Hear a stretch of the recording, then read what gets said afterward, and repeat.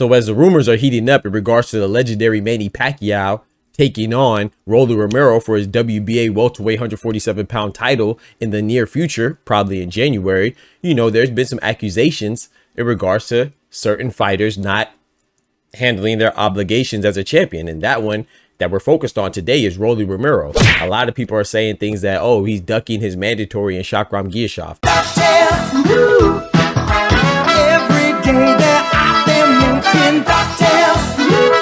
Now, I'm not saying that you can't blame the fighters. I think you should have some of the responsibility for who they do or don't fight. But I also think that it's appropriate to place some of the accountability on the administrative bodies, you know, like the athletic commissions and the various promotional companies and the sanctioning bodies, in this case, the WBA.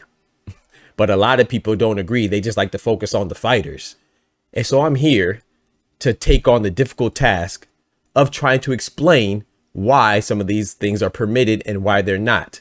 And I know it's hard to educate the idiots, but somebody has to do it. Hello guys, this is Rolly Romero. Yo, my name is Romero. What's up guys, Designer's Eyes. We're here with Bob Santos Boxing. And I rock with Dr. Boxing Talk. I want to give a quick shout out to Dr. Boxing Talk. And I want to give a big shout out to Dr. Boxing Talk. Thank you for all the love, thank you for all the support. You're rocking with Dr. Boxing Talk. Get your daily news from my man right here, the best in the business. Let's get it, baby. All day, baby. Amen. Bam! If I tell you I'm good, probably you will say I'm boasting. But if I tell you I'm no good, you know one line. Yo, what's good, Boxing Talk family? Welcome back to your favorite boxing news channel, Dr. Boxing Talk, and we are back for another YouTube video. Banger, man. Yes, sir. Yes, man. I know what time it is. Doctor's in the house, man. So check this out. But before we get to it, let's go ahead and smack that like button. Let's do it together. Appreciate you. That helps us keep going and growing on this YouTube platform. Boxing Talk family, BTF, rise up. Because today we're going to be talking about some of the little controversies that usually surround fighters and their choices on who they're going to fight next, you know. And right now, the hot topic is Rolly Romero, who was recently elevated to the full WBA welterweight champion because Jerron Busin has vacated his belt. Remember, he was a unified title holder with the IBF and WBA once he beat the undefeated Lithuanian champion, Eimantas Stanionis, right? The American Jerron Busin became the unified WBA, IBF, and Ring Magazine champion. But since he decided to go up to 154, you know, junior middleweight, he naturally vacated his titles. And the Rolly Romero versus Ryan Garcia fight, for whatever reason, was deemed an interim WBA title fight. But Rolly Romero spoiled the plans because they thought they were going to give and spoon feed Ryan Garcia a WBA title. But Rolly Romero won, and now he's the WBA full title holder, right? Yeah. So nothing is Rolly Romero's fault. But since then, even before Jerron Busin won the WBA title, Shakram Giyasov, he was the mandatory challenger to Eimantas Stanionis' WBA title, right? Yeah. To which, you know, he agreed to some step aside money. If you want to say he was overlooked, however you want to quantify it, that's up to you. But he didn't get the opportunity. And in his last fight, I promise I want to be world champion, you know. I love it. He dedicated that win, that victory, to his late great daughter, who she may rest in peace, right? Which we already talked about this before if you pay attention to this channel. So he's basically saying that he made a promise to his daughter, you know, that he would become a champion. So, you know, he's itching for opportunity at a title, you know, which is held by Rolly Romero. But now with the rumors about Rolly Romero taking on the legendary Manny Pacquiao, people are once again misplacing the blame on Rolly Romero. Like, do you understand that there's certain protocols in boxing? But you know who doesn't understand? If you don't understand, it's okay. Because this person, this buffoon, also doesn't understand. Yeah, his name is Stephen Kim. He goes by the nickname of Thomas Sowell of boxing. What? And I said, hold on, Thomas Sowell of boxing? You know Thomas Sowell, the renowned American economist and also social political contributor or commentator, right? You know, he's known for as a pretty good economist, right? And historian of economy, right? So I would think as that, which is cool. I get that comparison. But if you look at him socially, you know, and politically, when he goes into that realm, he's more about pushing agendas that align with his own, even denouncing some things that are just blatantly obvious, you know, which we're not going to get into. But I just think it's funny that he does like to push agendas socially and politically and focuses less on substance. And I said, That's where the Steve Kim comparison goes into, which he self-proclaimed himself as a Thomas Sowell of boxing. Yeah. I get it now, right? Because he was complaining about Gervonta Tank Davis not fighting who he want to fight. And I responded to him telling him that, hey, maybe we should focus on the administrative bodies. And look, this is what I said here. To which he thought he was putting me on blast by reposting it and saying, and I quote, "What the freak are you talking about?"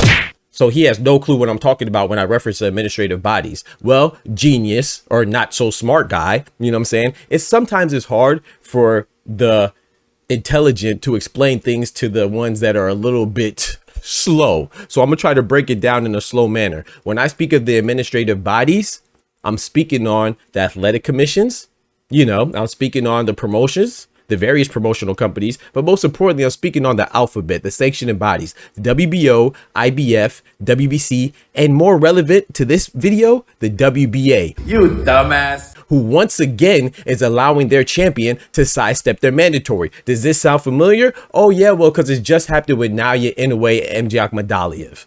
Naoya Inoue had his WBA mandatory for a long time with MJ Akhmadaliev that he continuously put to the side and sidestepped. Which I'm not saying, when I called this out, I'm not saying that Naoya Inoue was scared of MJ Akhmadaliev. What I'm saying is he's being allowed by the WBA and President Gilberto Mendoza to put to the side his championship obligations of fulfilling his mandatory, because the administrative bodies, it's up to them to set the rules and the protocols, right? The fighters don't determine where their opponents are in the rankings. The fighters don't determine who's the mandatory. The fighters don't determine the time period in which that they have to, and they're obligated and mandated to have a title defense against an approved opponent. An approved opponent by who? Who's it approved by? The sanctioning body in which you are champion, which would be the WBA. You dumbass. So they didn't do that for a while, to where MJ Akhmadaliev and his manager, Vadim Kornilov, threatened to take them to court. They filed a lawsuit, filed a motion in order to get what was rightfully theirs, their shot at the title. Shout out to Naoya Inoue. He handled business and beat MJ Akhmadaliev like I thought he would, but it still doesn't change the fact that MJ Akhmadaliev's WBA mandatory was a couple years overdue. Speaking of the WBA, you see the pattern here? With Gervonta Tank Davis, we're mad about Gervonta Tank Davis not fighting Shakur as a unification, or not fighting Lamont Roach, who's also a WBA champion, not fighting him again, right? Because the WBA said to themselves that they want to pursue an immediate rematch due to the controversial ending to Lamont Roach versus Gervonta Tank Davis, right? Yeah. So this goofball, this genius, decided to say, oh, well, Tank doesn't care about the fans. We should know that he's going to do what he wants to do. Well, Tank is a WBA champion. You're only concerned because not only him doing what he wants to do, but the fact that he's able to hold a title while doing it. But then I respond and say that we should focus on the administrative bodies who allow these things to happen and allow these champions to get away with it. Remember, I interviewed Jorge Linares about potentially stripping them, and he said this. Now, my last question to piggyback off of that. What do you think the WBA should do in regards to him if he's coming back and not fighting Roach, not unifying with Shakur, he's going to fight exhibition? Do you think that he should keep the belt? I'm working with the WBA and the supervisor of the WBA, and try to don't support anybody, like don't make like any excuse or this and that, protect the company. Right. But honestly, he cannot be a champion in the WBA for a long time. Why the WBA needs to still have this thing with him when he want to make exhibition? Right, right. Yeah, Jorge Linares, who's a WBA supervisor, I asked him about that question when I met him in person. Yeah, I asked him, and I like Tank. I think Tank's a great fighter. He's one of my favorite, but I would like to see him fight Lamont Roach. And until he fights Lamont Roach, just like Naoya Inoue, until he fought MJ Akhmadaliev, he was avoiding him, aka ducking him. Yeah. That doesn't mean that I think Gervonta Tank Davis would lose to Lamont Roach. No, I think Tank would beat him in a rematch. But until you don't fight the person that you're supposed to fight, you are essentially avoiding him, aka ducking him. You see what I'm saying? And now with the WBA again, you see the pattern here? Rolly Romero is being blamed for potentially not fighting his mandatory Shakram Giyasov. But it's not his fault if they approve of Manny Pacquiao as an acceptable opponent. You see what I'm saying? So yes, the fighters are accountable too, but also the administrative bodies are as well. And this goofball right here, just thirsty to jump on the bandwagon of Steve Kim, because I guess he thinks that he has some type of fame since he has a show with Mario Lopez, and that's cool. You have a show, but you should use your platform to educate, not just bloviate. That's called motherfucking bars, nigga. You know nothing about that. Use your platform to educate, not just bloviate about things that you like. You know what I'm saying? With lacking substance. The Thomas Sowell political, social contributor commentator part of Steve Kim came out, right? And this goofy name, what's his name? Ring IQ Boxing Talk. Yeah, talk like Hawk. You feel me? And that's very appropriate because he's on Twitter tweeting, chirping like a bird about things that he says he doesn't care about. So Mr. IQ Boxing Talk, while you're on Steve Kim's cock, you know, cock like Hawk. You see what I did there? While you're over there saying that you don't care. Well, if you truly and honestly don't care about what I'm trying to say, then why would you comment? You dumbass. My bad. I don't want to explore the mind of an idiot because I'll get lost in there. You know what I'm saying? But I just want to talk about that. And also I want to say this too. It never offends me or never bothers me when an idiot doesn't understand the mind of an intellectual. You're not supposed to understand. It just proves your own idiocy right there. What do you mean you don't know what the administrative bodies are? You need me to spell it out for you? That would be the WBA, the World Boxing Association, headed by President Gilberto Mendoza. He's one of the big four, right? And this is very applicable because Tank Davis is a WBA champion. Naya Inoue was undisputed, but he was also a WBA champion, included in the undisputed. And now Rolly Romero is a WBA champion at welterweight. And all of them are being allowed to fight guys that aren't deemed as acceptable by the public. But we only blame the fighters. And that's what I mean by if we keep the same energy and hold the administrative bodies accountable, then maybe we'll get less of these nonsensical fights that don't make sense. Because that's what nonsensical means. You know, I got to break it down for you dummies out there. You know, like Steve Kim, the Thomas Sowell of boxing, and IQ Boxing Talk. You know, I'm talking about like Hawk. You know, I have to break it down because I can see you get lost in the sauce.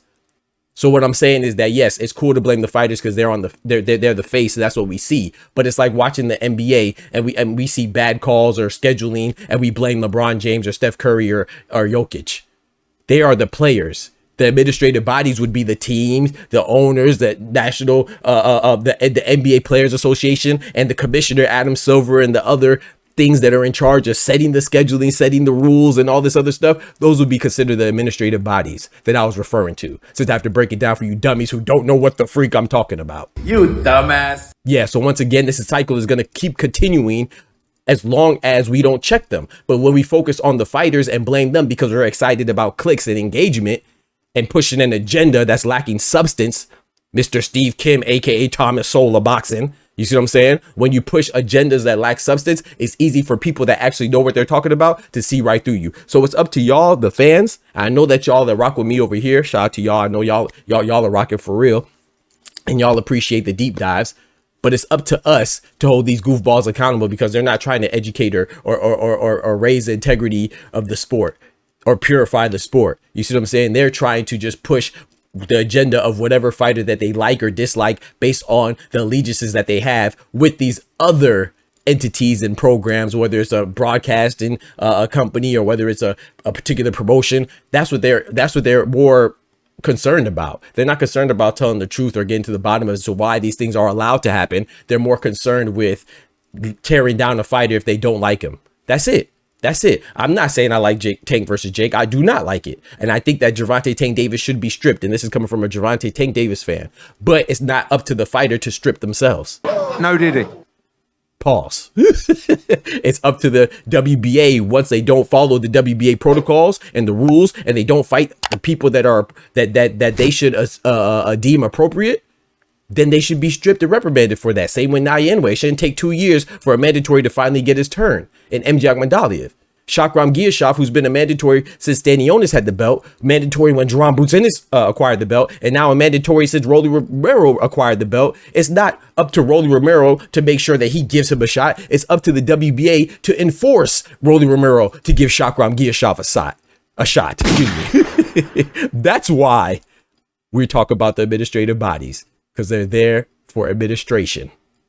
Yeah, dummy. But I appreciate y'all rocking with me as always, man. Y'all let me know what y'all think about that. And I just, you know, no disrespect to them. But if the shoe fits, you got to wear it, man. You know what I'm saying? I really don't like when people try to, if you don't understand, I really come at you respectfully. You see what I'm saying? But if you don't understand something, holla at me. Don't try to sneak diss me and put it in some extra place because now I got to come down hard on you and let you know how dumb and unintelligent and ignorant you are about the topic in which you choose to discuss. Educate yourself, my brother. Because Thomas Sowell, he would know about the administrative bodies of boxing. Thomas Sowell would know that the champions aren't in charge of deciding who is next up in the rankings. Thomas Sowell would know that if you don't fight a champion, Or if a champion doesn't give the mandatory a shot, that is not up to the fighter to strip themselves.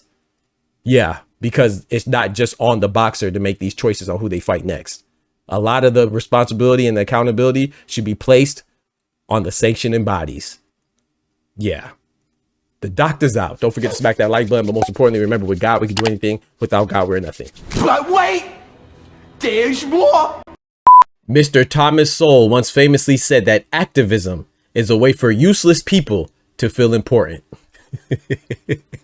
Now, the next time you see Steve Kim say something that's disparaging or condescending or overall negative in nature about certain fighters that represent certain cultures or complexions or demographics, always remember that Miss Kim is a self-proclaimed Thomas Sowell of boxing. And on that note, the doctor's out. Peace. From the hood to college, both worlds they had to meet. 6 degrees between us, so cold we're about to freeze. But we're Florida boys, hot takes, we bring the heat. We're moving the culture, the engineers to the streets.